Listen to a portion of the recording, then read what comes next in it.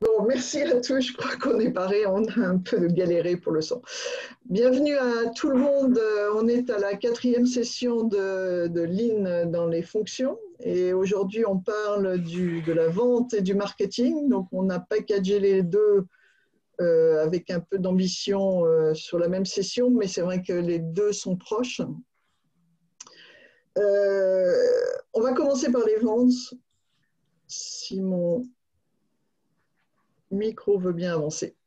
On va commencer par les ventes et peut-être se poser la question, on en parlait à l'instant, Michael, dans la campagne de vaccination, ceux qui étaient en train d'arriver ne nous ont peut-être pas entendus, mais dans la campagne de vaccination, ce qui est frappant, c'est que la communication marketing, effectivement, était à côté de la plaque parce qu'elle ne prenait pas en compte la logistique qu'on avait derrière. C'est-à-dire qu'elle promettait des choses qu'on ne savait pas tenir parce que logistiquement parlant, on ne savait pas le tenir. Et ça, c'est un point qui est fondamental quand on pense vente lean, c'est qu'on ne réfléchit pas vente dans son silo, mais vraiment vente comme assise sur un ensemble logistique qui doit suivre derrière. C'est ça, tu veux en parler? C'est très marrant. C'est très marrant quand tu... Ouh, il y a un écho, non? Pas d'écho? Non, c'est bon. C'est très marrant quand tu sais, quand on fait de la recherche, enfin, ça fait longtemps que je pose des questions sur ma recherche à Toyota sur la vente. Et dans l'ensemble, à chaque fois que je pose des questions sur la vente, j'ai des réponses logistiques. Ouais. Et moi, ce que j'ai en tête, c'est est-ce qu'il y a des techniques de vente particulièrement lean? Est-ce que tu apprends est-ce qu'il y a différentes façons d'emballer le client? Est-ce qu'on approche le client? Et dans l'ensemble, ils te répondent logistique. Oui. Et j'ai fini par faire tilt, en fait, oui. La plupart des techniques de vente des vendeurs sont en fait là pour contourner le fait que la logistique n'est pas immédiate. On revient au supermarché. Oui. Le supermarché n'a pas de problème de technique de vente. Ils ont des problèmes de marketing, les produits en rayon. Mais ils n'ont pas de problème de vente, puisqu'en fait, c'est la logistique est en place. Ouais. C'est la logique qui fait la vente. Et moi, je me souviens, j'ai beaucoup discuté avec Dan Jones de l'expérience Tesco. Où en fait, Tesco avait pendant un moment, on faisait de l'usine, était obsédé par le fait qu'il ne fallait jamais avoir un produit en manque dans les rayons, parce qu'ils avaient calculé ce que ça leur coûtait. Ouais. Et donc, ils avaient fait plein de trucs de juste à temps avec les fournisseurs, comme tu sais, pour les Coca-Cola, ils avaient des rayons sur roulette. Ouais. Donc, en fait, le rayonnage vide était remis dans le camion, le rayonnage plein rentrait. On rentrait non pas les bouteilles sur le rayon, on rentrait le rayonnage entier.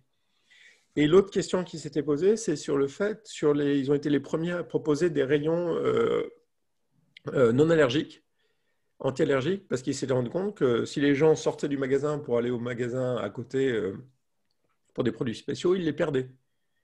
Donc, à nouveau, problème logistique énorme de comment est-ce qu'on enrichit l'offre du supermarché dont la surface est ce qu'elle est, pour pouvoir apporter de tout à tout le monde. Donc, je trouve que c'est très intéressant ce truc très, très surprenant d'essayer de parler à des gens de vente et ils vous répondent logistique.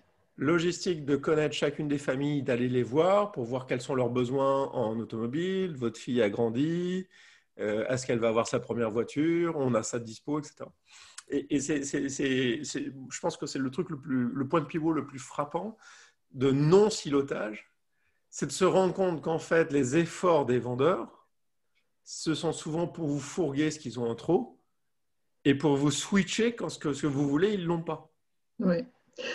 Tu me fais penser avec ton exemple de Tesco à Olivier René, qui était un ancien de Toyota qui travaillait chez Auchan à l'époque, qui avait raconté une histoire similaire de produits de lait particuliers et il ne trouvait pas de produits de substitution sur les rayons, donc il avait changé de supermarché, changé de marque.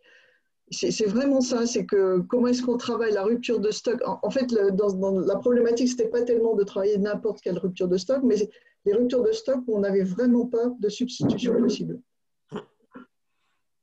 Des pâtes, si on n'a pas les macaronis, on peut prendre des Barilla. Je trouve marrant comme point de pivot quand on s'adresse à des gens qui sont des vendeurs, parce que souvent ils disent mais c'est pas du tout ça. Bon. En fait, si, ils passent leur temps à gérer qu'il faut vendre ce que tu as sous la main. Exactement. Et donc, une des difficultés de l'acte de vente, c'est le fameux switch. C'est-à-dire que quand tu dis, oui, comme sur ta photo, la voiture, là, on ne l'a pas en bleu canard, mais on l'a en noir. Mais vous savez, le noir, ça vous ira beaucoup mieux. Donc, une grande partie de la difficulté de l'acte de vente lui-même est totalement liée avec la capacité de la rapidité de la logistique. Et c'est exactement ce qu'on disait là sur la politique de vaccination. C'est une grande partie de faire accepter tous ces trucs-là, c'est lié avec la capacité logistique. Oui. Et est-ce qu'on est crédible sur la capacité logistique? Ouais. Donc, pour moi, le premier point de pivot, je suis entièrement d'accord avec toi, c'est comment on sort du silo. On sort du silo. Vraiment. On sort du silo. D'autant plus critique que les vendeurs sont souvent géographiquement isolés du reste de l'entreprise parce qu'ils sont souvent régionalement installés au cœur des communautés de clients. Oui, et puis qu'ils sont... Et aussi, il faut voir le truc, c'est qu'on leur demande de compenser sur les manques logistiques, puisqu'ils sont incentivés sur des promotions, etc. C'est-à-dire que j'ai trop de ce modèle-là, je fais une promo, il faut que tu me la vendes. On a des challenges, on a plein de trucs bizarres qui tournent autour, en fait. Et c'est vrai, c'est juste en faisant ce truc qu'en y réfléchissant, je me rends compte à quel point les techniques de vente classiques qu'on a, les challenges, les machins, etc., tournent autour, en fait, de difficultés logistiques. Absolument. Alors, je vois qu'il y a un message pas difficilement en B2B. Bah si, en fait, dans l'autre sens. Dans l'autre sens. En B2B, on est toujours en retard. Donc, il y a en B2C, le problème, c'est les produits qu'on a sous la main. Et en B2B, on est toujours en train de se bagarrer sur le lead time de livraison. Qui est le même problème. Par exemple, je vois en informatique, les vendeurs en informatique ont un problème, c'est comment vendre un projet alors qu'ils n'ont pas de développeurs à mettre dessus. Oui. Et l'acte de vente est très compliqué parce qu'on veut signer le contrat maintenant. Évidemment qu'on veut signer le contrat le plus tôt possible. Mais les développeurs sont libres que dans 3 semaines. On veut vendre la machine maintenant. Mais après, on rentre dans un truc pas possible, de négociation pas possible, parce que la machine, elle sera prête dans 6 mois. Donc, on a les mêmes problèmes. Absolument. 1 heure tous les soirs, minimum. Je n'ai pas compris. Je pense que quelqu'un essaie de faire ses devoirs de maths à son fils. Ah, peut-être. Alors, on va avancer.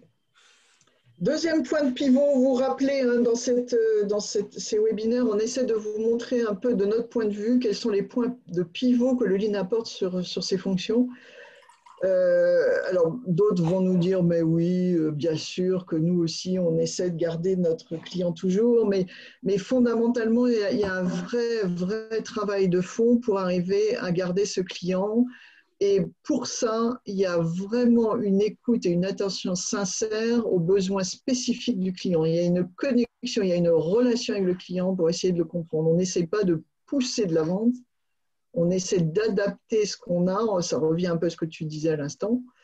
J'ai repris le schéma que tu avais dans Lead with Respect, qui n'est pas particulièrement sur les ventes, qui est grosso modo, qu'est-ce que c'est Lead with Respect? C'est d'aller challenger les gens et en même temps de les écouter, de leur enseigner le problem solving et en même temps de les aider, de développer le savoir-faire collaboratif et de pousser à l'apprentissage. Et ça donne et des résultats et de la performance. Et en vente, c'est pareil finalement. Ce qui est marrant, c'est ce schéma. Tu sais, à l'origine, quand j'écrivais, le schéma, une histoire longue et compliquée, c'était John Schultz qui voulait que j'ai un modèle dans le livre. Ouais.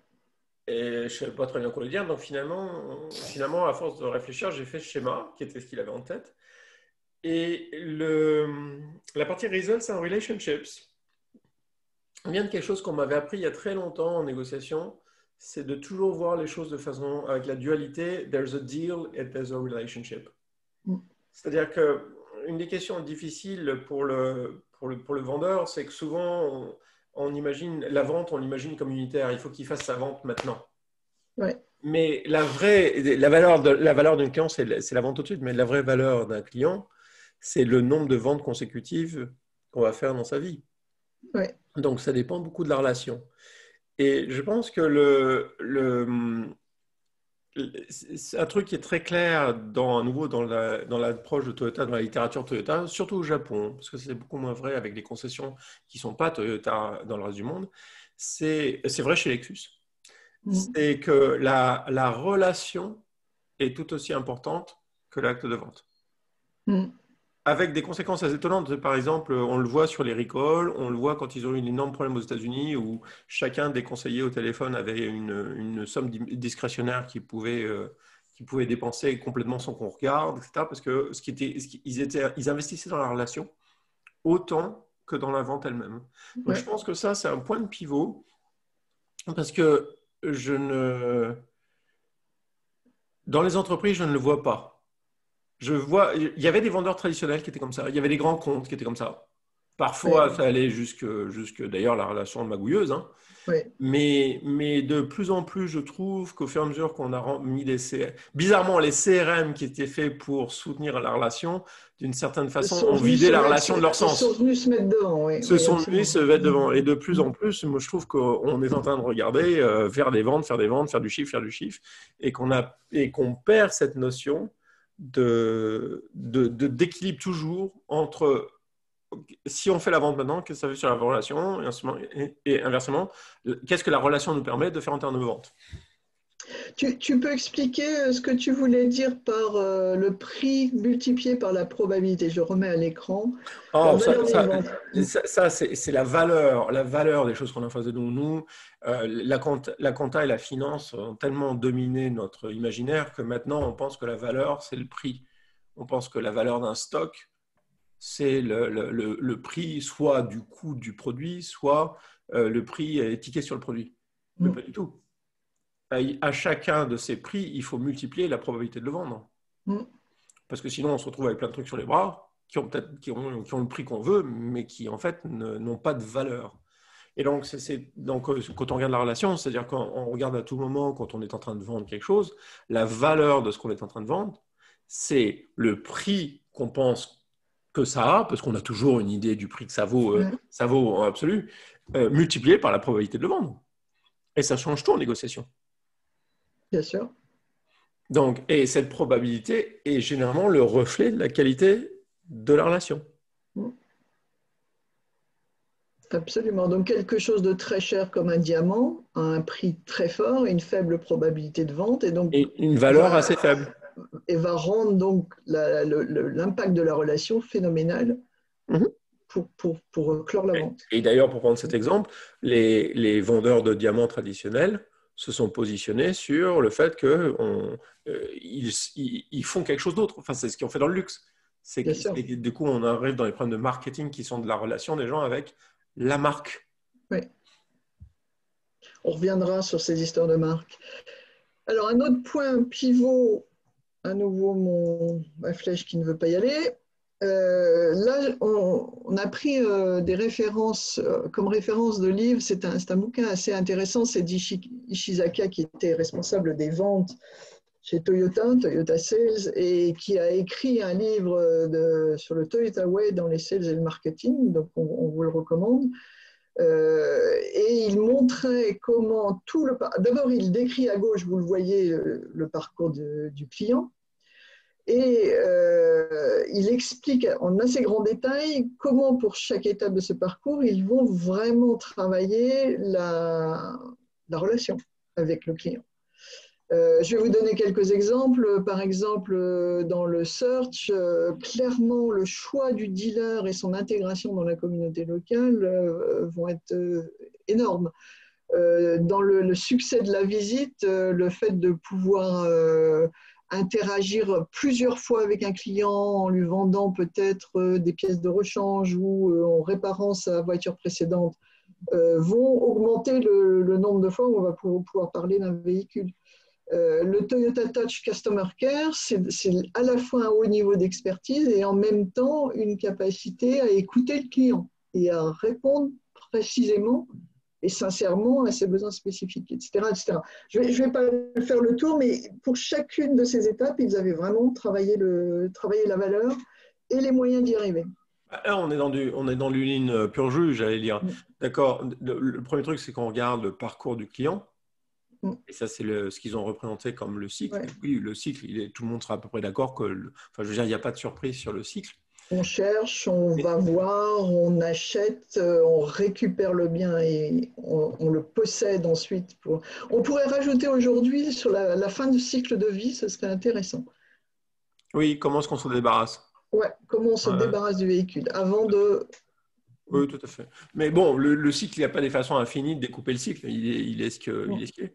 Par contre, le truc qui est du lean pur jus, c'est que sur chaque partie du cycle, on cherche les pain points, on cherche les points de douleur, on cherche les points de difficulté pour le client. Et là, à nouveau, on rentre dans un truc très lean, c'est-à-dire et très difficile, c'est que certains de ces pain points sont les mêmes pour tout le monde.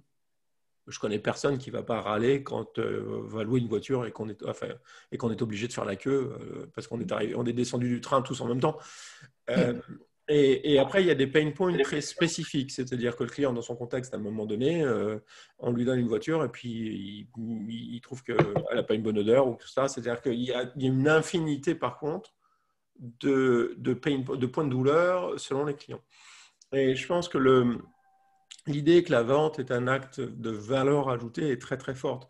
C'est-à-dire qu'au moment de la vente, ce n'est pas juste de fourguer le truc, c'est au moment de la vente, c'est de où est la valeur ajoutée du vendeur. Et la valeur ajoutée du vendeur est vraiment dans deux choses. Un, résoudre ton pain point immédiat, c'est-à-dire te faciliter, te fluidifier la vente. C'est-à-dire qu'il y a un truc qui t'empêche de passer à… Donc, il faut voir, du point de vue ligne, le vendeur est entre toi et ce que tu veux. Il y a un truc qui t'empêche de passer à l'état de vente. Donc, comment est-ce que tu facilites ça? Et deuxièmement, c'est de travailler avec l'ensemble des vendeurs pour se mettre d'accord sur quels sont les pain points pour l'ensemble des clients pour, à ce moment-là, essayer de changer le process. Donc, de ce point de vue-là, ça c'est du lean pur jus. C'est toujours la même chose, c'est qu'on regarde le process, on regarde les points de overburden, les points de surcharge.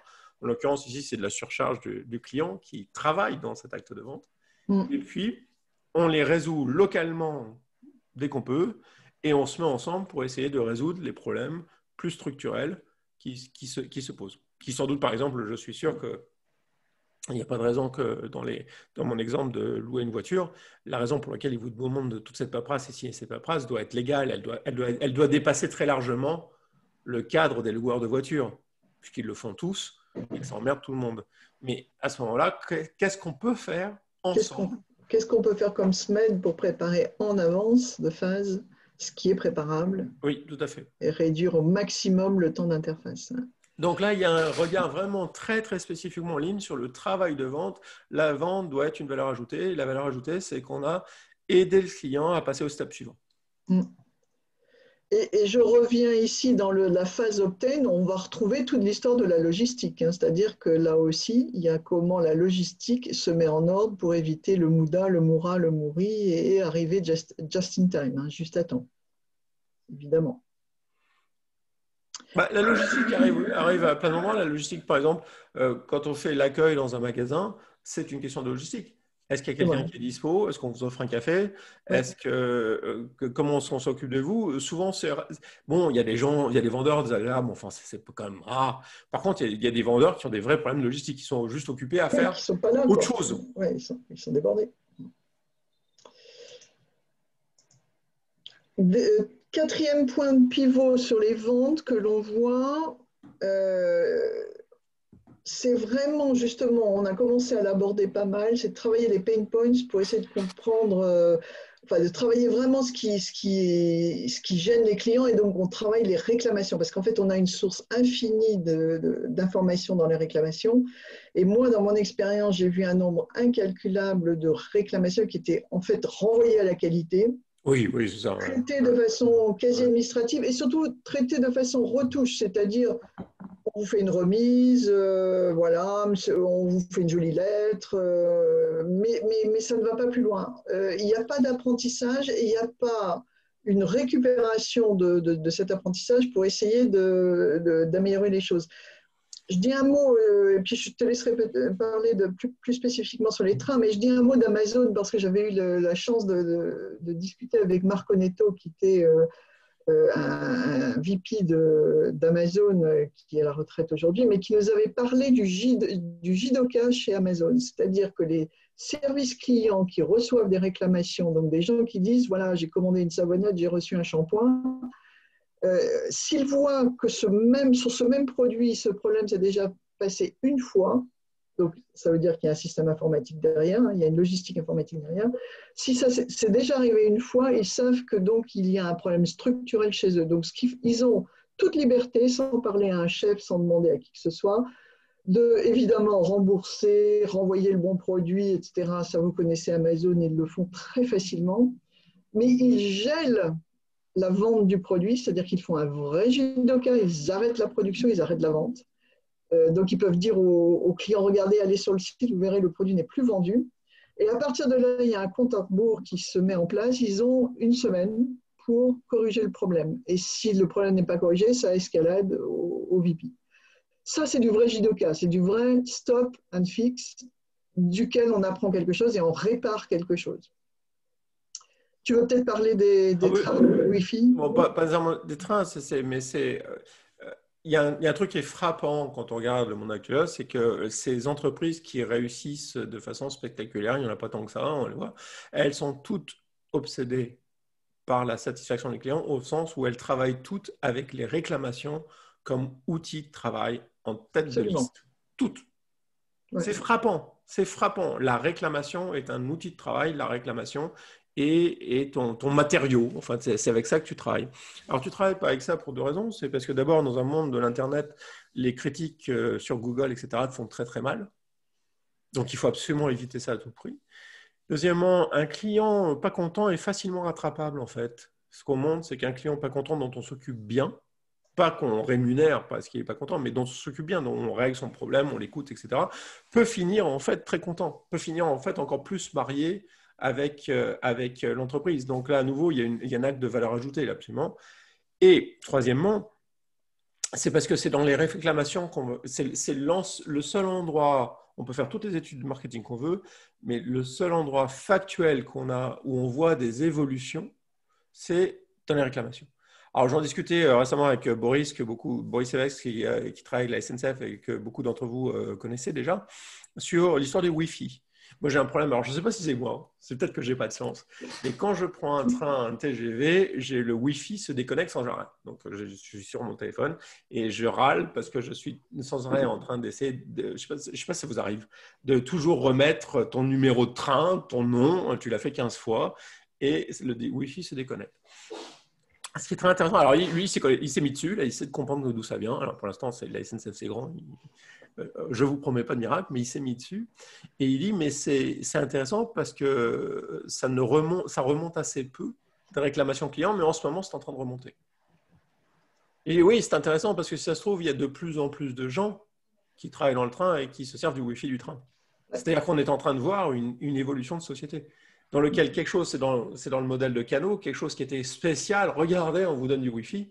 Maintenant, il faut que ça marche, puisqu'en fait, moi, je suis là pour travailler, et donc quelque chose travailler ou regarder un film. Ou regarder un film. Alors, le streaming, t'imagines le streaming dans les Wi-Fi de la SNCF? Oui. D'ailleurs, il demande ça qui pose le problème. Et d'ailleurs, ils demandent de ne pas regarder trop de films, parce qu'on n'y arrive pas. Et donc, quelque chose qui était une exigence particulière du client, une attente particulière, quelque chose d'un plus, est en train de devenir complètement normal. Donc, ces évolutions de la société, c'est vers où les clients nous tirent, où est-ce que vont les clients, c'est dans les réclamations qu'on va les voir. Donc, le point de pivot, là, c'est de comprendre que dans l'entreprise, les réclamations, ce n'est pas un truc qu'on relègue au customer service pour juste pacifier les clients pas contents, c'est notre principal matériau marketing. Ouais. C'est là-dessus qu'on bosse. Ouais. Et on va avancer parce que nous, on est en train de prendre du retard. Donc peut-être en conclusion de ce premier espace sur les ventes, un petit exercice pratique qu'on peut vous suggérer si vous démarrez, c'est d'aller voir justement ces pain points dans le parcours de vos clients. Alors, vous pouvez commencer par les réclamations où vous pouvez aller sur le terrain. Moi, je vais régulièrement sur le site de l'Institut Lean France et je viens là à nouveau d'en trouver un autre. C'est que j'ai testé le fait de m'inscrire à ce webinaire il y a une demi-heure et je savais qu'on ne pouvait plus le faire puisqu'il était bloqué à 17h30. Et bien, au lieu de me dire on ne peut pas le faire parce que c'est fini, j'ai un truc bizarre qui me dit votre panier est vide, donc c'est merdique. Donc, comment est-ce qu'on va sur le terrain voir les choses du point de vue des clients ? ou comment est-ce qu'on utilise les réclamations pour apprendre les pain points des clients et quoi dans notre acte de vente fait vraiment braire nos clients.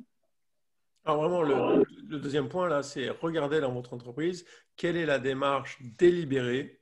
Ce n'est pas quand il y a un client important qui râle, on le regarde, mais d'utiliser les réclamations comme le matériau pour créer votre marketing. Ça, c'est une vraie question.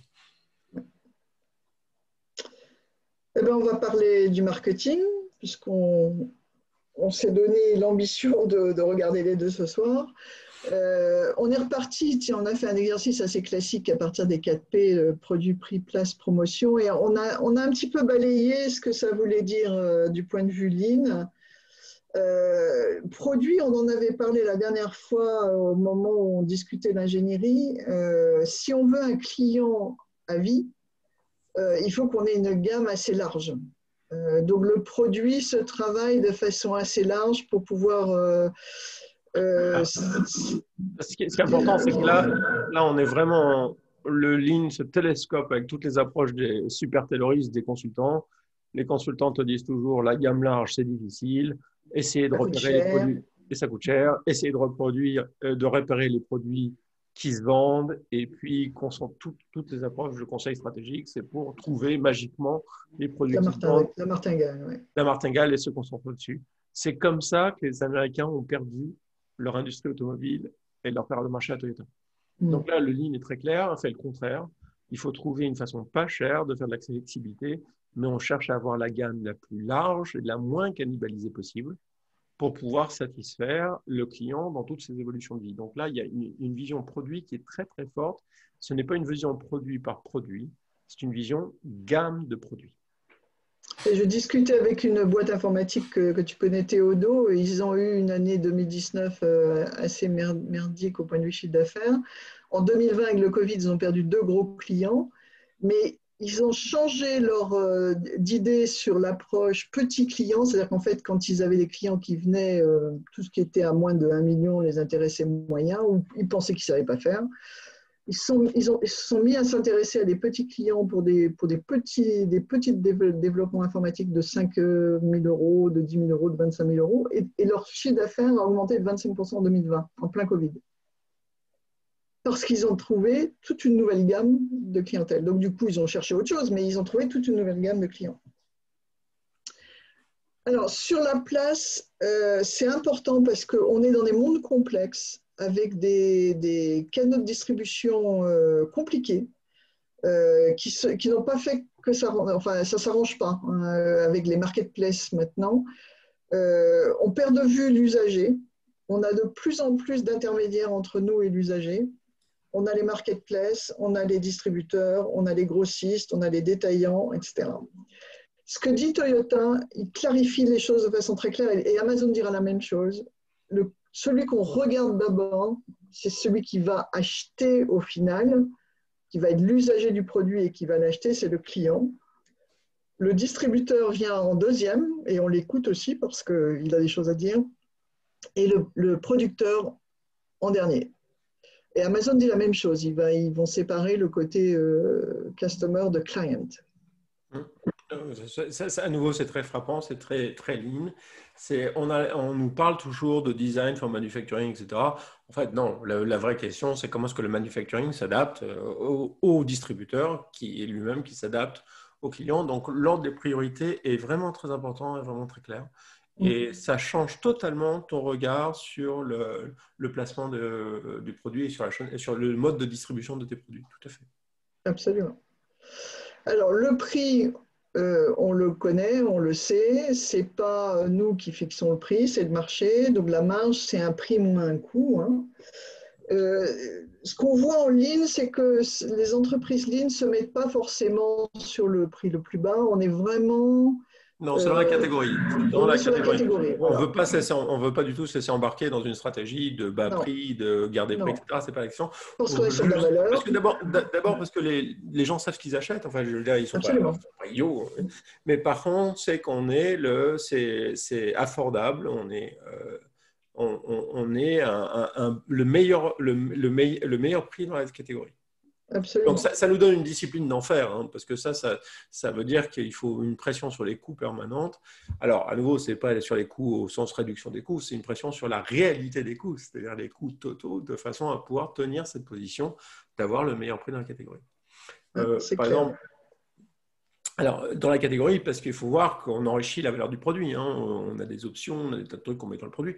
Donc, ce n'est pas nécessairement toujours avoir un moindre prix dans l'absolu. C'est par rapport aux produits concurrents, on est plutôt le meilleur prix. Ouais. Et le dernier point, c'est une promotion. Alors, soyons précis, la pub, on va en reparler, la pub est massive. Ceux qui l'utilisent le font massivement, mais la promotion au sens de faire des remises, faire des campagnes de réduction de prix, etc., est relativement limitée parce qu'en fait, toutes ces entreprises lignes jouent beaucoup sur la valeur et sur un avantage compétitif. Hein. Par exemple, Amazon Prime, tout le monde connaît. Et on revient sur la logistique, c'est-à-dire quand tu ne fais pas des batchs et que tu ne fais pas des énormes conneries où tu as des produits sur les bras, tu n'as pas de raison de te lancer dans les promotions bradées. Donc, si tu tiens ta qualité, tu n'as pas de raison de convaincre le client de l'acheter quand même, parce que d'accord, c'est pas terrible, mais c'est vraiment pas cher. Ou alors que tu ne fais pas des batchs où tu n'as pas des énormes produits sur les bras parce que tu t'es loupé dans tes prévisions. Il n'y a simplement pas vraiment de raison de faire des promotions. Donc, en fait, oui, alors ça, c'est très intéressant. On voit la qualité chez Toyota. D'un point de vue purement marketing, vente, c'est que les gens comptent, en fait, et les Toyota a la meilleure valeur de revente de ces véhicules sur le marché. Ce qui était un reflet derrière de la perception de qualité qu'ils ont. Mais du coup, la pression qu'ils ont sur les prix est moins forte. Alors, eux, ils se mettent leur propre pression pour avoir le best buy. Mais bon, les gens sont généralement persuadés qu'ils font une bonne affaire. Alors, surtout quand ils ont des avantages compétitifs, maintenant l'avantage compétitif de l'hybride est en train de se réduire, mais il y a eu une époque où Toyota dominait le marché de l'hybride. Donc, quand ils ont un avantage compétitif, évidemment. Donc, en fait, cette notion d'avantage compétitif, c'est de se mettre à un endroit où on n'a pas besoin de faire de promotion parce que la pression sur les prix n'est pas aussi forte. Absolument. Donc ça, c'était l'analyse 4P. Le point de pivot peut-être plus intéressant et encore plus spécifiquement lean, c'est cette histoire de Genshi Genbutsu et notre patron des sales en parlait beaucoup dans son livre. C'est Genshi Genbutsu, si vous n'êtes pas familier avec le terme, vous retrouvez la racine de Gemba, hein, c'est d'aller sur le terrain pour se rendre compte par soi-même, pour voir par soi-même. Donc, en fait, le marketing, son rôle, c'est d'émettre un certain nombre d'hypothèses sur un segment de clientèle, sur une tendance, sur un marché, sur des choses qui se font pas, etc. Mais ce que fait très spécifiquement une entreprise lean, c'est d'aller sur le terrain, capturer exactement ce dont ils ont besoin pour valider ces hypothèses. Alors, j'ai mis une photo d'Amazon Seller. Pourquoi ? Parce que je ne sais pas ce que Amazon fait de cet énorme champ de données d'Amazon Seller, mais vous savez que la curiosité d'Amazon, c'est qu'ils ont ouvert leur marketplace à des concurrents. Ce qui leur permet de voir chez les autres ce qui se vend, ce qui ne se vend pas, parce que comme ce sont des gens qui sont des pros de l'informatique, ils savent très bien, moi qui suis sur Amazon Seller en tant que seller, je peux vous assurer que j'ai peu d'informations sur ce qui se vend. En revanche, eux, je suis sûr, en tirent beaucoup parti. Donc, je soupçonne qu'ils font beaucoup de Genshi Genbutsu pour essayer de comprendre ce qui se vend et ce qui ne se vend pas. Plus proche de nous, une entreprise, tu vas sans doute nous en parler un peu plus en détail, Mickaël, c'est AIO. Je trouve leur histoire extraordinaire. C'est une entreprise bordelaise qui vendait des étagères industrielles de bord de ligne en production, etc. Et qui a commencé à chercher autre chose, à faire l'hypothèse qu'on pouvait peut-être se développer sur du Karakuri Kaizen, qui est en fait, le Karakuri, c'est utiliser tout l'aspect gravitaire pour faire bouger des pièces sans utiliser d'énergie, d'eau, d'électricité, etc. En fait, on est parti d'une hypothèse marketing, de dire comment est-ce que dans l'activité qu'on a, on fait des produits plus green. Qu'est-ce que ça voudrait dire ? Et en fait, l'endroit, on voit dans l'usine, un endroit qui est clairement pas green, c'est frappant dans les nouvelles lignes de Toyota au Japon, c'est tout ce qui est, toutes les machines, enfin je veux dire tout ce qui est porté, fermé, les convoyeurs, les machins, on utilise de l'énergie partout. Et Toyota a commencé à utiliser des systèmes d'énergie mécanique très très simples et qui permettent de faire les mêmes opérations sans se servir d'hydraulique ou de pression ou de pneumatique. Et donc, l'idée, c'est de voir, est-ce que cette idée est validée par le terrain? Mais avant de... Donc, IO l'a fait, mais surtout, le point pour moi, le point pivot, je voudrais revenir, le point pivot le plus important que je vois, c'est que dans beaucoup de fonctions, beaucoup d'entreprises, particulièrement de B2C, le marketing est très, pour reprendre l'expression à la mode, la jupitérien. Le marketing sait, et le marketing te dit quel produit il faut développer. Le marketing va jusqu'à te fournir des cahiers des charges. Le marketing sait. Ce qui est intéressant dans le pivot avec l'entreprise Lean, le point de vue Lean, c'est que le marketing produit des hypothèses, mais c'est l'ingénieur en chef qui décide. Donc, en fait, d'aller sur le terrain, c'est-à-dire qu'une fois qu'on a les ingénieurs, les hypothèses produites par le marketing, qui est très intéressant, il faut lire.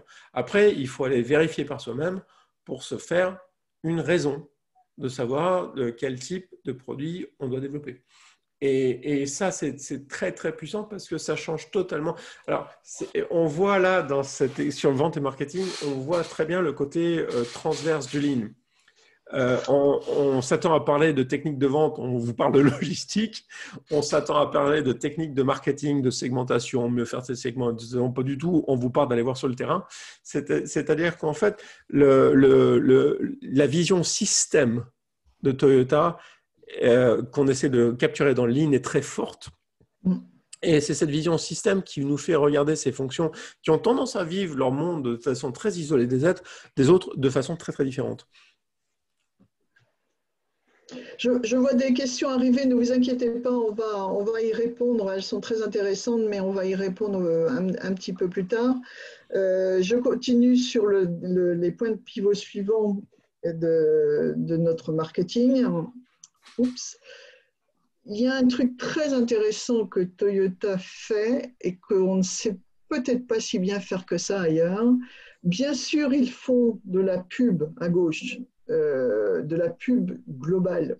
Tout le monde connaît My Toyota is Fantastic. La toute dernière qui est sortie en 2020 aux États-Unis, c'est « Nous sommes là pour vous ». Pour dire que ben voilà, on est là, on est à côté, on n'est pas loin, etc.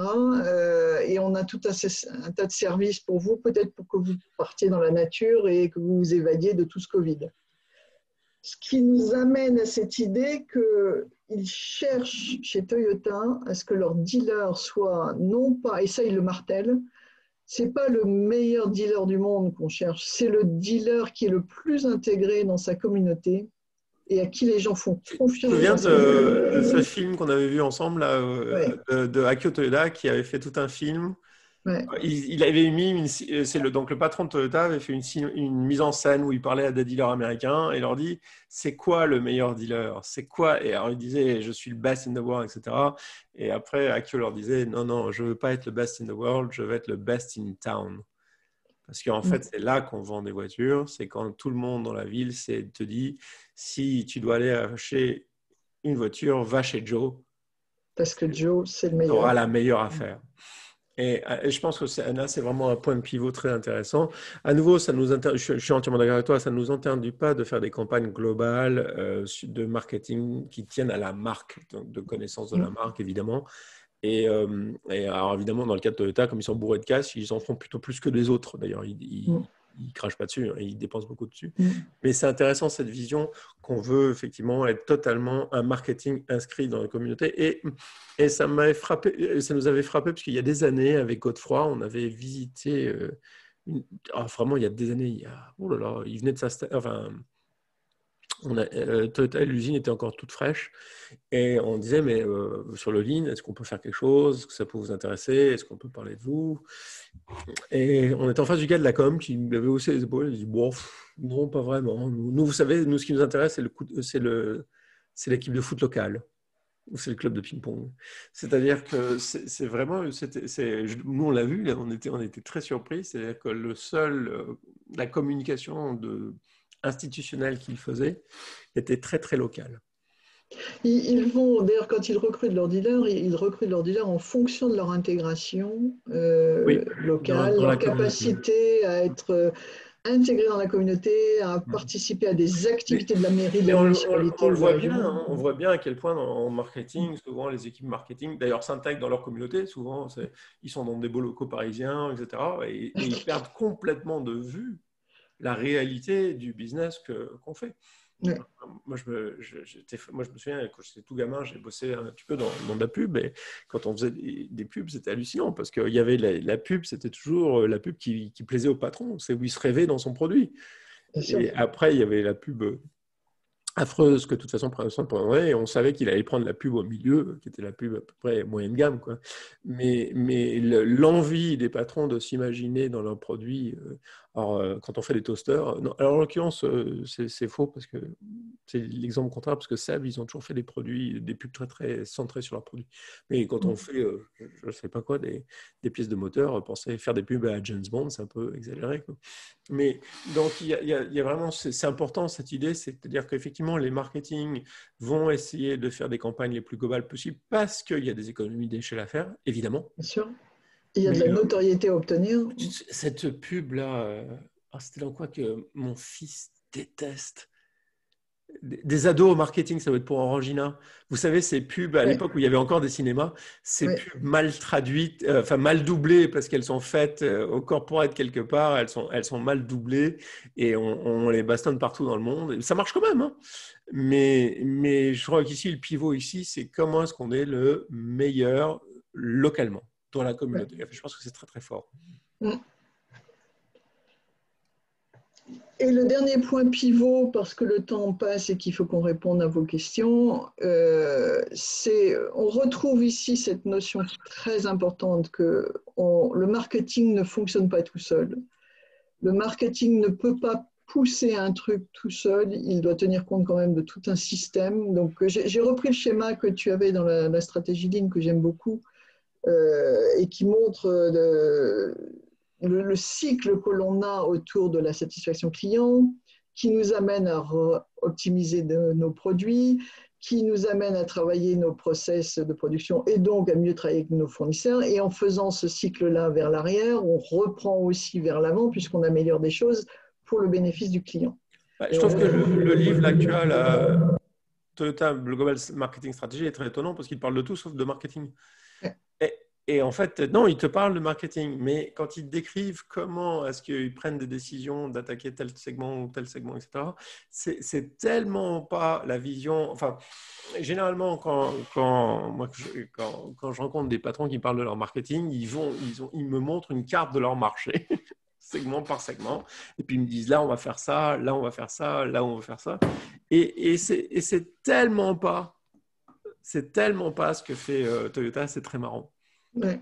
Et donc le bouquin là, est très intéressant parce qu'on voit qu'ils partent de conditions locales, ils partent de ce que les gens leur disent et puis ils voient est-ce que quelqu'un va prendre le sujet et ils le montent à partir de ça et voir qu'est-ce qu'on peut faire. Et c'est très très étonnant. On a mis le mot de Nemawashi parce qu'effectivement, moi je l'avais vu en informatique chez Toyota, c'est qu'une idée de produit, d'application, de n'importe quoi, il faut obtenir le consensus de tous ceux qui seront impliqués.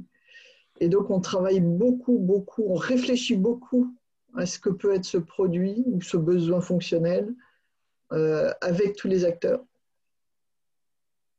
Et donc, il y a constamment ce travail d'aller sur le terrain vérifier les hypothèses qu'on a faites et de revenir en arrière pour remonter tout le cycle de la logistique et de la prod. Absolument. Alors, marketing, si on avait un exercice pratique à vous suggérer, c'est pas idiot de s'asseoir et de se dire, bon, aujourd'hui, là, par segment ou sur les segments de marché que j'ai, et pour chacun d'entre eux, qu'est-ce que j'ai comme hypothèse à l'heure actuelle? Et ça, a priori, on espère que si vous faites du marketing, vous savez parfaitement répondre à cette question-là. Mais la deuxième question, c'est quel est le Genshi Genbutsu que vous allez faire pour aller le vérifier? Et qui ne consiste pas à faire du data mining ou de l'apport de données en vrac et de la recherche du fond de votre bureau, mais d'aller sur le terrain, parce qu'on a des exemples mais, étonnant de gens, d'ingénieurs qui vont sur le terrain pour essayer de comprendre dans quel contexte les clients utilisent leurs produits. Ingénieurs ou marketeurs. Si on reprend le truc, moi, ce que je pense qui est le plus frappant quand on regarde la vision en ligne de la vente, c'est d'abord comprendre que la plupart des astuces de vente sont pour vous amener à acheter un produit que vous ne voulez pas. Et donc, on crée de la fausse relation pour vous fourguer un truc. Mais ce qui est très, très étonnant dans la vision de Lean, c'est comprendre la raison pourquoi il faut acheter un produit qu'on ne veut pas. On fait acheter un produit qu'on ne veut pas parce qu'on n'a pas sous la main le produit qu'on veut. Et qu'en fait, souvent, le gros travail du vendeur, c'est de vous switcher du produit que vous avez en tête à ce qu'il a sous la main parce que là, il va faire sa vente. Et c'est ça le cœur du métier de vente. Et que, bizarrement, si on lui retire cette contrainte, le vendeur peut à ce moment travailler sur autre chose, c'est de travailler sur la qualité de la relation pour pouvoir développer un partenariat à long terme. Donc, je pense que là, il y a un énorme switch, un énorme pivot. Ça change complètement la façon dont on regarde la vente. Je pense que l'autre énorme pivot, c'est effectivement dans le rôle du marketing. C'est-à-dire que le marketing est un des éléments qui fournit des éléments sur les évolutions, sur ce qu'ils pensent, etc. Mais par contre, c'est le point de départ du Genchi Gumutsu, ce n'est pas du tout l'arrivée. Donc, ce n'est pas que quelqu'un va faire ce Genchi Gumutsu pour faire une étude marketing, c'est d'inverser le truc, c'est de dire c'est en faisant une étude marketing qu'on va après aller vérifier ce que l'ingénieur, lui, pense de ce qu'on lui dit, parce que ça lui dit où aller voir quand même, c'est très important. Oui, c'est important de définir ce qu'on cherche à faire. Ouais. Ce qu'on cherche à faire, mais c'est d'inverser cette relation avec le marketing. Donc, je pense que ça, pour moi, c'est dans le lean en vente et marketing, ce sont les deux très, très grands pivots qui tournent beaucoup autour de notre capacité logistique et notre capacité d'ingénierie. Alors, on a eu pas mal de questions, plutôt de commentaires, quelques commentaires sur le life cycle cost. Absolument, c'est quelque chose, si je pense qu'il faut absolument aujourd'hui le prendre en compte dans les ventes. Hein. Ça va devenir un élément décisif de la vente. Jeff Bezos qui plaçait une chaise vide dans les réunions pour rappeler à ses équipes la présence du client. C'est possible qu'il le fasse encore, je ne sais pas. Mais c'est vrai, c'est maintenant, il est monté la croix. Il est plus proche de Dieu, là, maintenant. Il est plus patron d'Amazon. Il passe la main au gars qui s'occupait d'Amazon Web Services. Mais une question plus intéressante, est-ce que Amazon est une entreprise lean? Moi, je répondrais, je vais te laisser parler, Michael, mais moi, je dirais quand même, il y a deux choses chez Amazon qui la rapprochent d'une entreprise lean. Elle ne se définit pas comme lean. Hein. C'est son obsession client qui est avérée, et je pense que personne ici pourra le critiquer. Elle a trois choses. Sa capacité logistique, parce qu'ils ont une maîtrise de la logistique d'enfer. Et 3, le Jidoka dont je vous parlais. Non, Amazon est clairement une entreprise lean désagréable. C'est-à-dire que c'est une forme de lean qui n'est pas le lean que nous on défend, parce que sur la partie respect for people, ils sont pas de ce qu'on en voit et de ce qu'on en dit, ils ne sont pas au top. Mais Amazon est clairement une entreprise lean. C'est une entreprise donc, qui est fondée par l'obsession du client, et ça c'est clair. C'est au cœur d'Amazon. Deuxièmement, c'est une entreprise qui a réalisé cette obsession du client par un travail logistique qui, d'ailleurs, ils ont embauché Oneto parce qu'ils comprenaient le TPS. Je veux dire, c'est l'affiliation. Et je mets de ce point de vue-là, juste et Jidoka en même temps. L'affiliation, elle est explicite et directe. On connaît le gars qui a monté les premiers centres qui ont permis de faire Prime. Donc ça, il n'y a pas de débat. Et d'ailleurs, c'est lui, Jeff Bezos, a commencé à rentrer des problèmes de problem solving et de logistique, etc. dans ses discours, parce qu'il a vraiment compris un truc. Et deuxièmement, Amazon est une entreprise lean au sens où ils ont mis, et ça je le sais, avant Amazon, un livre que je vendais $30 aux États-Unis, après Amazon, ils se vendent $20 et $10 en Kindle. Donc, ils ont mis une pression sur les prix, sur la supply chain, dont nous, en tant que producteurs, on a tous souffert, mais qui est au bénéfice de nous en tant que consommateurs. Oui. Donc moi, il n'y a pas d'hésitation. Amazon. Alors, qu'est-ce que c'est que le Lean? Le Lean, je définis le Lean comme les gens qui se sont inspirés de Toyota. Donc, de ce point de vue-là, l'entreprise Amazon est explicitement inspirée de Toyota, comme d'ailleurs Apple et comme beaucoup d'autres, Pixar, enfin beaucoup d'autres. Par contre, est-ce qu'il y a tout le Lean? Non, clairement pas. La partie, il y a du Kaizen, mais je pense qu'on n'entend pas beaucoup parler. Et j'ai du mal à réconcilier ce que dit Jeff Bezos sur son souci des gens qui est réel. Lui, il pense vraiment offrir des carrières aux gens avec ce qu'on lit dans la presse. Ouais. Mais au-delà de ça, oui, non, c'est clairement une entreprise inspirée par le Lean. Alors, une autre question très intéressante qui est qu'un stock ignoré dans beaucoup d'entreprises, c'est le stock de prospects non gérés. Et c'est très rigolo parce que je suis en train, justement, je vous parlais tout à l'heure de Théodo, je suis en train d'écrire un article sur Théodo qui est passé d'un système où il, justement, ne s'occupait pas vraiment de leurs prospects non gérés, à un système de Kanban en vente, où chaque prospect est identifié sur un Kanban et la date à laquelle ce prospect est venu poser une question est identifiée de manière à calculer l'âge de la demande, et ça a révolutionné leur approche. Michael, tu veux commenter? Non. L'article paraîtra d'ici une semaine dans Planète On est en train de revenir sur du Kanban. Je veux dire, à nouveau, c'est des techniques de base, c'est-à-dire que en termes de à quoi sont sensibles les clients? Le premier chose auquel sont clients, c'est votre rapidité de répondre, c'est votre capacité de répondre. Alors ça, il y a deux choses. Il y a la partie vente. Souvenez-vous, la vente doit être un acte de valeur ajoutée. Je réponds à la demande spécifique là tout de suite. Et puis après, il y a la capacité, il y a le lead time, c'est-à-dire la capacité d'avoir toute la machine derrière qui fournit à temps. Mais évidemment qu'on est sensible à la rapidité de réponse. Alors aujourd'hui, on achète de moins en moins une voiture, mais on cherche à louer un service de mobilité.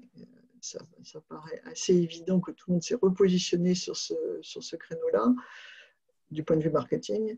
Et je pense que Toyota y croit d'autant plus. Regardez, il nous parlait des 3S. Le service est au moins aussi important que le produit. Et que c'est ça qui permet aussi la rétention de clients à vie. On en parle aussi beaucoup dans le livre. Je pense, Catherine, que ça, c'est exactement un cas qu'il faut vérifier par du Genchi Genbutsu. Donc, le marketing nous dit aujourd'hui, c'est ça. Ouais. Et par contre, je pense que ça, c'est typiquement quelque chose qui se vérifie. C'est possible que ce soit que du marketing. Par du Genchi Genbutsu, parce qu'il y a des endroits où ça va être vrai, pour les urbains, etc. Puis il y a des endroits où la société est telle que si tu vis à la campagne, maintenant, sans voiture, tu ne peux rien faire. Donc, je pense qu'à nouveau, c'est des visions très générales qui, si on veut être le meilleur dealer in town, ça va être très, très différent de savoir si j'ai la concession du 15e ou si j'ai une concession qui est quelque part en campagne. Absolument. D'où l'intérêt d'être quelqu'un de bien ancré dans sa communauté. Ce que Charles Alberge souligne, parce qu'il dit que Toyota Valenciennes fait une communication très, très orientée sur le valenciennois et très impliqué dans sa communauté locale. Donc même au niveau d'une usine, on reste très, très intégré dans sa communauté régionale. Alors, les concessions ont des objectifs de vente et sont obligés d'acheter des voitures à l'avance s'ils ne les atteignent pas.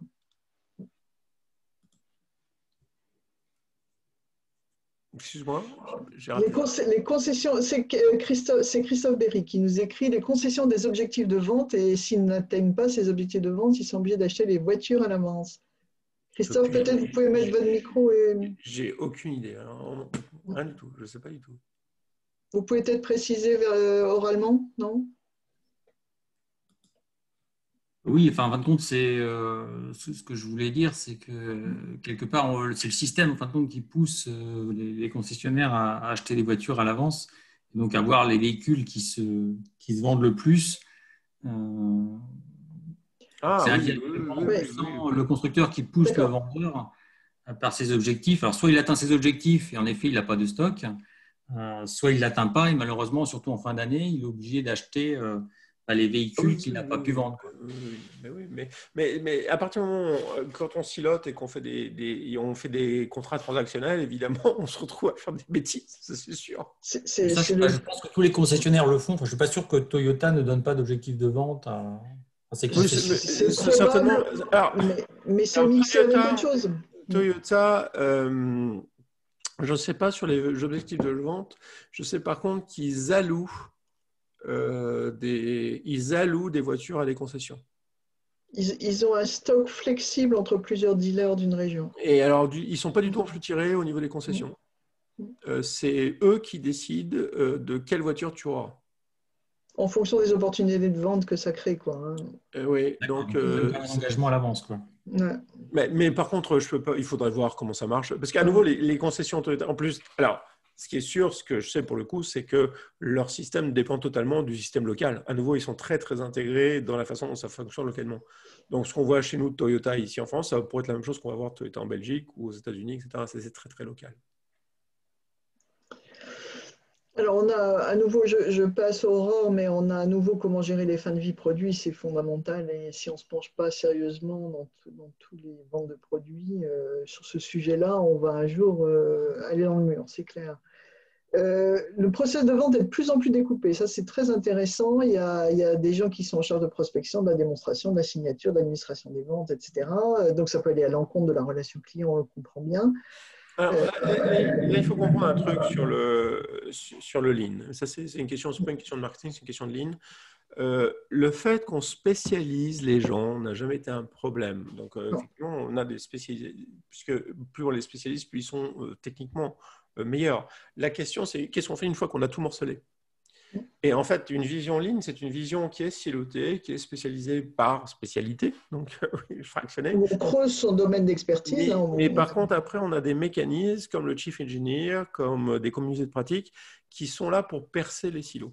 Donc en fait, la question, ce n'est pas tant à quel niveau on découpe, la question, c'est le processus qui pose problème. Là où on se fout dedans, nous, c'est qu'on imagine qu'une fois qu'on a spécialisé les gens, on est toujours dans l'usine d'épingle d'Adam Smith, il va y avoir un processus. C'est-à-dire qu'on va dire, bon, ben, dans le cas que tu dis, là, on va dire le prospect s'occupe de la prospect, et après on le passe au démonstrateur, après on le passe à la signature, il va y avoir des stocks entre ces gens-là, il va y avoir des plannings qui s'arrangent, etc. Ça, c'est clairement, ça ne va pas marcher, mais le monde n'est pas un processus. Il n'y a que dans les bouquins qu'il y a des processus. La question, c'est qu'est-ce qu'on fait comme structure de coordination pour que ces gens-là se débrouillent, pour travailler ensemble, pour pouvoir intégrer ce qu'ils font aux clients. Donc, le fait qu'on spécialise les gens n'est pas un souci dans l'absolu, puisqu'effectivement, l'avantage de les spécialiser, c'est qu'ils connaissent mieux leur métier. Bien sûr. Par contre, une fois qu'on les a spécialisés, quelles sont les techniques qu'on a pour augmenter la coordination et la collaboration? Donc ça, c'est fondamental. Ouais.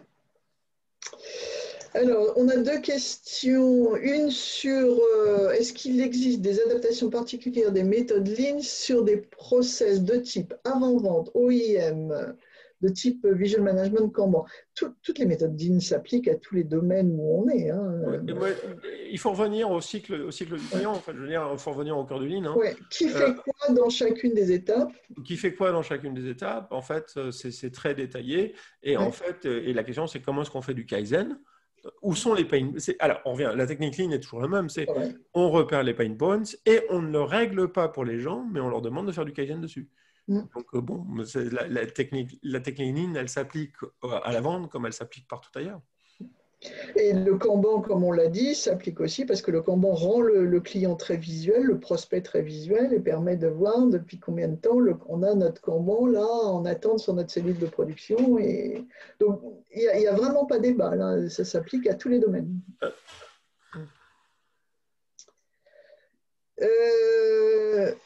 Quid de la vente de prestations de services sans vente matière? Alors déjà, ce n'est pas évident d'imaginer une prestation de service où il n'y a pas du tout de matière, parce qu'il y a toujours de la matière, il y a de la donnée, il y a du conseil, il y a toujours quelque chose, il y a toujours une matière. Et pour moi, je ne vois vraiment pas de différence entre la vente d'un service ou la vente d'un produit. Si, quand même, attends. Un produit est fait pour te rendre autonome. Donc, toi, tu achètes ta cafetière, comme ça, tu n'as plus besoin d'aller au café. Le produit te rend autonome. Ta machine à laver fait que tu n'as plus besoin d'aide pour faire Ouais. Donc, le produit, alors que le service, tu déclares... Le service, il y a toujours quelqu'un. C'est quand même pas pareil. Le service, il y a toujours quelqu'un. Donc, en fait, là où tu as raison, c'est que dans tous tes produits, il y a une partie toujours service, puisqu'il y a une partie où tu n'es jamais complètement autonome avec le produit, surtout quand il merde. Et dans tout service, il y a une partie produit, puisqu'à un moment donné, le plombier, il installe une chasse d'eau. Bon. Ouais. Mais fondamentalement, il y a une différence de nature entre les produits et les services qui sont est-ce qu'il y a quelqu'un ou pas. Le produit est là pour te retirer la personne, alors que le service est là pour t'amener la personne. Ce qui veut dire que tout ce qu'on a vu en termes de service, la part relation, donc la part relation est encore plus forte. C'est clair. Puisque le premier la connexion, donc c'est toujours pareil, il y a des bons médecins, des mauvais médecins, il y a des médecins sympathiques et des médecins antipathiques. Et bon, évidemment qu'un mauvais médecin antipathique, on ne retourne plus. Et évidemment que tout le monde veut un bon médecin sympathique. Mais la nature est mal faite, c'est que souvent, les bons médecins, ils sont désagréables parce qu'ils n'ont pas besoin d'être sympathiques. Et inversement, quand le médecin est vraiment sympa, on se demande toujours s'il sait de quoi il parle. Donc, la question puisque le service est quelqu'un qui fait à notre place, la part de la relation est très, très importante. La part de confiance, mais par contre, dans un cas comme dans l'autre, le cycle est le même. Regardons le cycle de discussion. Ce qui se passe dans la part de service, c'est sans doute que l'équilibre entre les différents éléments du cycle n'est pas tout à fait le même. Non. Mais par contre, on revient toujours à la même chose, c'est où sont les pain points et où sont et qu'est-ce qu'on peut faire. Si on reprend un médecin, c'est comme une réparation de voiture. On veut du fixe right first time, un bon du premier coup. La difficulté des ventes, quand les gens travaillent les problèmes de vente, c'est toujours pareil. C'est du point de vue de l'entreprise, c'est où est-ce qu'on trouve des clients en plus. Les clients en plus, il y a deux façons de faire des clients en plus. Un, c'est de les piquer aux concurrents. Deuxièmement, c'est de convaincre les clients qu'il y a une autre façon de se servir du produit auquel ils n'avaient pas pensé, qui devrait convaincre d'autres gens. Mais ce qu'il faut voir, c'est que dans les deux cas, les deux sont extrêmement difficiles. Extrêmement difficiles. Parce que le concurrent, généralement, il n'est pas idiot. Pourquoi est-ce que ses clients switcheraient? Deuxièmement, avant de convaincre les gens que quelque chose dont ils se servaient, ils allaient s'en servir autrement, ce n'est pas simple non plus. Mais par contre, la vraie source pour commencer, le client plus, c'est de retirer les clients qu'on perd. Donc, ce qu'il faut voir quand on regarde la façon dont sont construits les processus, et c'est la maladie de notre génération, les processus de vente. Et ce qu'il faut comprendre, c'est que quand on a un processus standardisé dans ses résultats et dans ses façons d'agir, c'est en fait un mécanisme de sélection. Et si vous regardez attentivement vos processus de vente, vous verrez que ce sont des mécanismes de sélection des clients qui vous vont bien. Donc la première chose, c'est... Ceux qu'on sait bien traiter, qu'on sait servir. Ceux qu'on sait faire, ceux qui sont d'accord avec toutes nos conneries, ceux qui sont prêts à se plier à nos exigences, etc. Donc, la première question qui se pose pour vendre non plus, déjà, c'est si, au lieu d'aller chercher des trucs invraisemblables, on retirait les barrières à l'achat. On était plus flexible, plus rapide à répondre aux clients, plus prêt à leur faire plaisir. Ben, je pense que ça irait bien. Donc, à nouveau, donc on revient sur ce fait de base, c'est que nous, on sépare vente de la logistique qui est derrière, mais en fait, c'est la logistique qui est derrière qui fait la vente. Y compris dans le processus de vente lui-même. Et oui. Et d'ailleurs, c'est ce qu'on voit dans une concession Toyota en France, parce que dans l'ensemble, moi, l'expérience que j'ai dans les concessions Toyota est détestable au niveau relationnel. Vraiment, j'avais une concession qui était très... Mais c'était très variable. Enfin, si je refais le cas des concessions Toyota que je connais, parce que je roule en Toyota, j'en avais une qui était très sympa, une concession qui tournait très bien, qui a fermé. Et les autres, j'en ai eu deux, mais détestables. Par contre, les trucs qui étaient à l'heure, on te prenait à l'heure, on te rendait ta voiture à l'heure. Enfin, je veux dire, les pièces arrivent dans la nuit. Enfin, je veux dire, à nouveau. Donc la prestation, il faut voir, c'est qu'au niveau relation, oui, c'est catastrophique. Par contre, la prestation est d'une efficacité qu'on ne trouve jamais ailleurs. Et deuxièmement, ça sur des produits qui tombent moins en panne. Donc, je pense que vraiment, on revient sur cette vision bizarre de la vente, c'est de ne pas séparer la vente du processus logistique de vente. Et je pense qu'en service, c'est très, très vrai. C'est fondamental. D'ailleurs, il y a une remarque de Charles à nouveau. Je constate que le développement de la polyvalence est un vrai sujet pour réduire le lead time dans un processus de vente. Bah oui, oui, Même, par définition, la flexibilité des ressources, c'est ça qui fait gagner le lead time, puisque c'est ce qui permet de faire des petits lots et passer de l'un à l'autre sans difficulté, passer d'une ressource, que ce soit une machine ou un homme. Donc, par définition, flexibilité égale réduction des lead time. Donc, ça s'applique aussi au processus de vente. Et Stéphane qui dit « Je confirme la qualité déplorable de la relation chez Toyota en France ». Moi, je dis non parce que mon concessionnaire Toyota est sympa. Oui, je pense que c'est vraiment très variable parce que c'est… Ça dépend des gens. À nouveau, ça n'appartient pas à Toyota, ça dépend de… Des gens qui sont choisis. On revient au best in town. Oui, je pense que… Mais ça, c'est le concept… Mais tu te souviens, Annelise, quand tu étais là avec nous, là, c'était frappant cette vidéo, c'était marrant pour tout. Ouais. Il est 19h08, je pense que nous n'avons pas d'autres questions. Je pense qu'on va conclure là. Je vous remercie de votre présence et de vos questions et de votre interactivité. Cette session a été enregistrée et sera mise à disposition sur le site. Vous pouvez d'ores et déjà vous inscrire pour le prochain qui est Manufacturing Engineering en mars. Moi, je veux dire, je suis ravi d'avoir fait cette session parce que je ne m'attendais pas à ce que l'écart avec ce qu'on a à dire et ce qu'on pense d'habitude en termes de vente et technique de vente soit aussi grand. Donc, on a l'habitude, quand on parle d'ingénierie, enfin, tu es d'accord, quand on parle d'ingénierie, de production, etc., on a l'habitude de dire, écoutez, le lean, c'est pas pareil. Non. Et puis, quand on a commencé à regarder le lean dans la vente, et en fait, c'est vrai qu'en travaillant avec des patrons, c'est des questions qui se posent beaucoup, très souvent. On se dit, bon, bah, si ça se trouve, la vente, c'est de la vente. Et en fait, non, cette idée que la vente est liée à la logistique. Il y a l'obsession client qui fait la différence. Qui fait la différence. Et surtout, la vente est liée à la logistique, le fait que l'acte de vente… La vente et la logistique. Tu vois, je me souviens très clairement, enfin,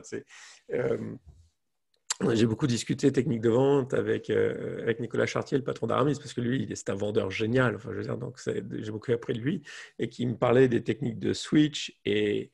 Et je me souviens encore de la dernière fois que je me suis fait switcher dans un magasin de fringues, c'était très, très beau à voir. Mais en fait, la raison, pour moi, le déclic, c'est que la raison pour laquelle on me switch, c'est parce qu'on n'a pas ce que je veux. Oui, absolument. Et là, je trouve que là, on a… Waouh! Moi, je suis très content d'avoir fait ça parce que je le vois tellement plus clairement maintenant, je ne le voyais pas du tout. C'est très, très intéressant. Merci, Catherine. Super, merci à tous et on vous souhaite une très bonne soirée. À la prochaine fois. Au revoir tout le monde. Ciao, ciao.